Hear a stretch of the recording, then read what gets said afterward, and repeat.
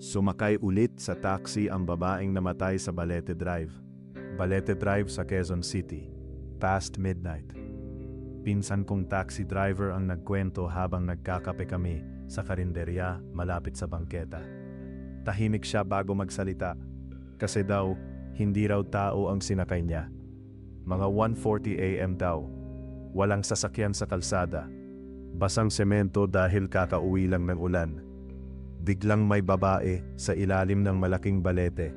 Nakaputi, nakayuko. Normal lang sana. Maraming galing gimikan sa area na yon. Sumakay siya sa likod. Mahina boses. Kuya, Espanya po.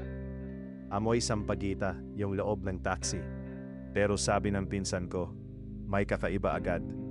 Hindi gumalaw yung rearview mirror kahit umaandar na sila. Habang tumatakbo yung taxi, napansin niya tahimik sobra yung pasahero. Walang cellphone, walang galaw. Kaya sumilip siya sa rearview mirror.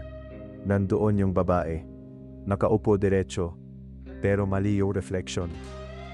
Yung ulo niya, natatingin pababa kahit diretso siyang nakaupo. Akala ng pinsan ko, pagod lang siya. Hanggang may narinig siyang mahina. Parang hikbi. Hindi iyak ng normal. Parang hangin na may lungkot.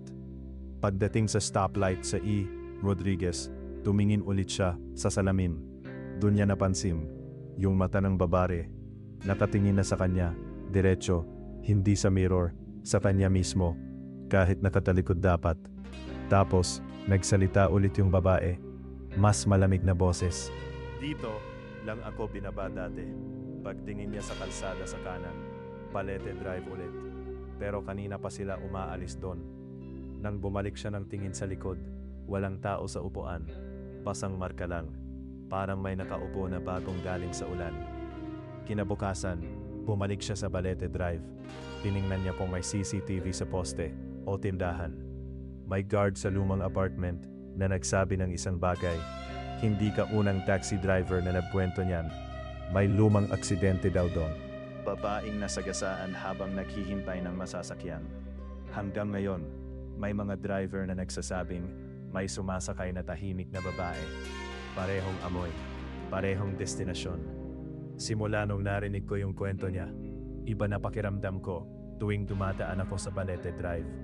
Lalo na kapag may taxi na mabagal ang takbo. Kasi minsan, parang may nakaupo sa likod, kahit wala naman dapat. Kung taxi driver ka, o may kakilala kang driver na dumadaan sa Balete Drive, i-comment mo kung may nasakay na silang ganito. I-share mo ito bago pa may sumatay ulit mamayang gabi.